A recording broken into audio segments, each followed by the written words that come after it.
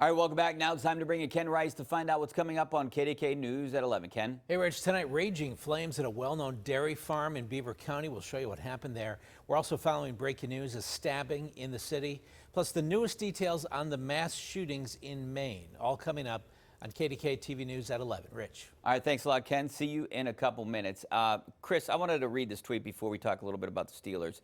Ottawa's Shane Pinto suspended 41 games for gambling infraction, not on NHL games, but has to go to work each night wearing a sponsor Bet99 on his helmet.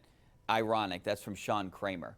What do you make of that? I mean, I know he wasn't betting on games. Is it a little bit overboard? It's the first suspension since the 40s, I think, in NHL when it comes to gambling. I think I can understand the irony. I think the player himself said kind of ironic, or somebody else might have said it too. I don't think Sean Kramer's the only person I saw say that. I feel the same way about it.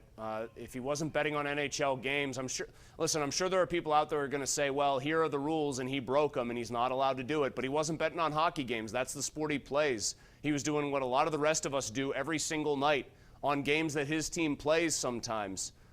People bet on those games. He obviously didn't. He didn't bet on hockey. I understand the frustration of players. There might be rules written down, hey, you can't do this, and yes, you've got to follow the rules, but I could understand if a guy in his position would say, you know, these rules are kind of hypocritical and very self-serving for the league and punitive for us. I absolutely can kind of sympathize with a guy on that very basic premise when he gets a suspension of this nature. Yeah, I agree too. All right, before we go, George Pickens called the Jaguars' defense a hope defense. It was the interview that we did with him today. I thought that was a little trash talk, wasn't it? I think they trash talked him too, and he should know now people are going to try to get under his skin. I know that one of their defensive backs more or less did something or said something. I forget who it was specifically in that defensive backfield. That said something about Pickens, but they're going to be trying to get after him. They're going to be chirping at him.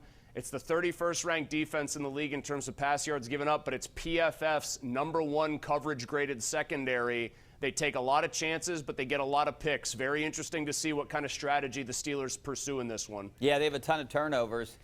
Just trying to taunt George Pickens now because obviously he took one last week. All right, thanks a lot, Chris. See you next week. Thank you for watching. See you over at KDKA News in just a couple minutes.